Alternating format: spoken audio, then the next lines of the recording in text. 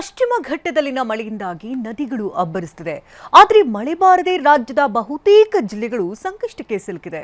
ದುಡಿಮೆ ಇಲ್ಲದೆ ರೈತರು ಗುಳೆ ಹೋಗ್ತಿದ್ದಾರೆ. ಬಾರದ ಮಳೆಗಾಗಿ ಕೆಲವರು ಮುಗಿಲು ನೋಡ್ತಿದ್ದಾರೆ.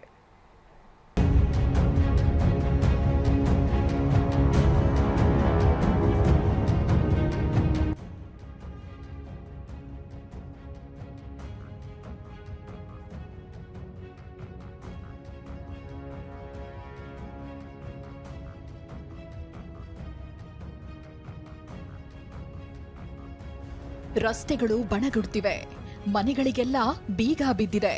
ಪುಟಾಣಿ ಮಕ್ಕಳು, ಹಣ್ಣು ವೃದ್ಧರನ್ನ ಬಿಟ್ರೆ ಊರಲ್ಲಿ ಮತ್ಯಾರೂ ಇಲ್ಲ. ಬರದ ಹೊಡೆತದಿಂದ ಜನರೆಲ್ಲ ಊರು ತೊರೆದಿದ್ದಾರೆ. ರೈತರೆಲ್ಲ ಜಮೀನು ಬಿಟ್ಟು ಪಟ್ಟಣಗಳ ದಾರಿ ಹಿಡಿದಿದ್ದಾರೆ.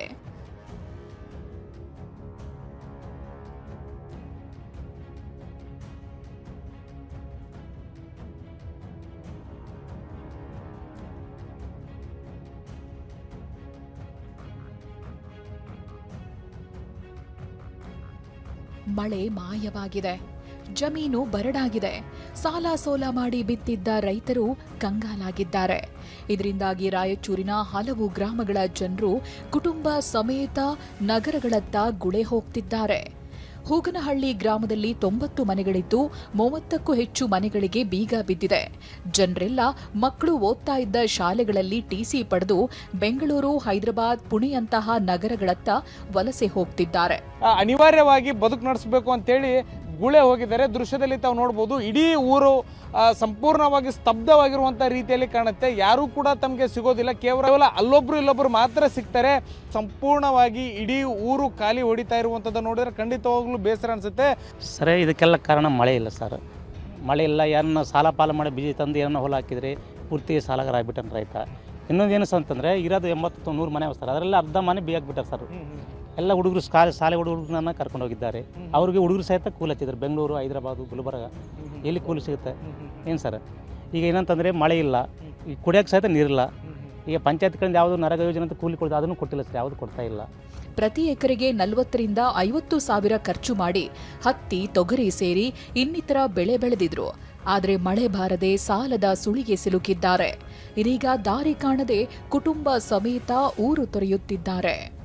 ಸರ್ಕಾರ ಜಿಲ್ಲೆಯನ್ನ ಬರಪೀಡಿತ ಅಂತ ಘೋಷಿಸಲಿ ಅಂತ ಆಗ್ರಹಿಸುತ್ತಿದ್ದಾರೆ. ಬರಗಾಲ ಆಗಿ ಯಾರು ಅಧಿಕಾರಿಗಳನ್ನು ಇಲ್ಲಿ ಪ್ರೋತ್ಸಾಹ ಇಲ್ಲ. ಇಲ್ಲಿ ಒಂದ್ಸಲ ನೋಡ್ಬೇಕು ಸರ್, ಇಲ್ಲೇ ಕೃಷ್ಣಾ ನದಿ ಇದೆ, ಈ ಕಡೆ ಎಲ್ಲ ನೀರು ಇದ್ರೂ ನೀರಾವರಿ ಇಲ್ದಂಗೆ ಆಗ್ಬಿಟ್ಟಿದೆ ಸರ್. ಎಲ್ಲ ಬರಗಾಲ ಬಂದು ಸರ್, ಇದು ಬರಗಾಲ ಅಂತ ಘೋಷಣೆ ಮಾಡಿ ನಮ್ಮ ಬಡವರಿಗೆ ಏನೋ ಒಂದು ಸಾಲ ಮುನ್ನೋ ಏನೋ ಮಾಡಿದ್ರೆ ಒಳ್ಳೇದಾಗ್ತದೆ ಅಂತ ನಮ್ಮ ಅಭಿಪ್ರಾಯ ಸರ್. ಅಂದುಕೊಂಡಂತಾಗಿದ್ರೆ ಬಳ್ಳಾರಿಯಲ್ಲಿ ರೈತರು ಇಷ್ಟೊತ್ತಿಗೆ ಮೆಣಸಿನಕಾಯಿ ಸಸಿ ನಾಟಿ ಮಾಡಬೇಕಿತ್ತು. ಆದರೆ ಮಳೆ ಬಾರದೆ ಮೆಣಸು ಬಿತ್ತಲು ಯೋಚನೆ ಮಾಡ್ತಿದ್ದಾರೆ. ನಾಟಿ ಸಸಿ ಕೂಡ ಸಿದ್ಧವಾಗಿದ್ದು ಮಡಿಯಲ್ಲೇ ಗಿಡಗಳು ಹೂ ಬಿಡ್ತಿವೆ. 40 ದಿನದ 45 ದಿನದಾಗ ಹಚ್ಬೇಕು, ನಾಟಿ ಮಾಡ್ಬೇಕು. ಇವಾಗ ಅವಲೇ 45 ದಿನ ಆಗ್ಬಿಟ್ಟವಾಗ, 40 ದಿನ 45 ದಿನ ಆಗಾರು 2 ತಿಂಗಳು ಆಗಿಬಿಟ್ಟವ, 70 ದಿನ ಆಗ್ಯಾವ. ಅವಲೆಗ ಹೂವಾಗಿ ಆಗ್ಯಾವ, ಉಪಯೋಗ ಇಲ್ಲ. ಧಾರವಾಡದಲ್ಲಿ ಮಳೆಯ ಕೊರತೆಯಿಂದ ಬೆಳೆ ಹಾನಿಯಾಗಿದೆ. ಹೀಗಾಗಿ ಸರ್ಕಾರ ಜಿಲ್ಲೆಯನ್ನ ಬರಗಾಲ ಜಿಲ್ಲೆ ಅಂತ ಘೋಷಣೆ ಮಾಡಬೇಕೆಂದು ಆಗ್ರಹಿಸಿ ಡಿಸಿ ಕಚೇರಿ ಮುಂದೆ ರೈತರು ಪ್ರತಿಭಟನೆ ಮಾಡಿದ್ರು.